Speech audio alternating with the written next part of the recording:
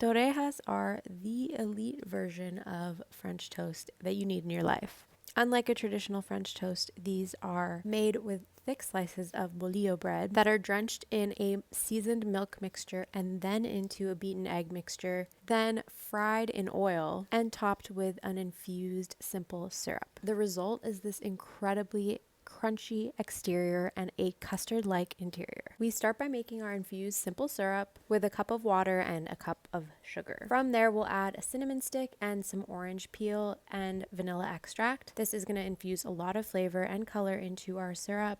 Of course, you could use lemon zest, lime zest, and other whole spices here if you'd prefer. And alternatively, you could just use maple syrup or skip the syrup altogether and use a mixture of cinnamon and sugar to dust on your final product. I highly recommend making this syrup though, because it really is super simple to make and the few ingredients really add so much flavor to the end results. So once the sugar is completely dissolved, you can take this off of the heat and let it cool. I like to transfer it into another container and use the same pot to make our milk mixture. So to that pot, we're adding 4 cups of milk and the rest of our sugar. It's about 1 cup that is left over. We're also adding the leftover vanilla extract, which is another teaspoon, as well as a teaspoon of ground cinnamon. Now, you'll notice that this is pretty similar to a traditional French toast milk mixture.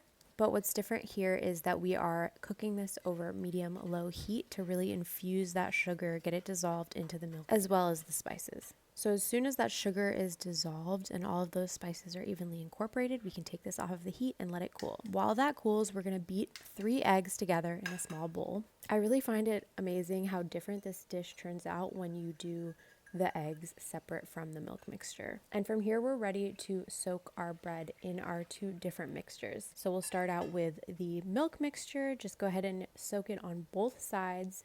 Really get that milk into the bread and all of the nooks and crannies. Again, this is why it's so important to use day-old bread, because it really just soaks up that mixture and holds up better. And then we'll transfer it into our beaten egg mixture and gently transfer this into our frying pan with some hot oil over medium-low heat. You don't want the heat to be too high because it can burn really quickly and easily, so just keep it on medium-low and cook these on both sides until they are crispy and golden brown. They should look a little something like this. From here, you are ready to top with that simple syrup and enjoy.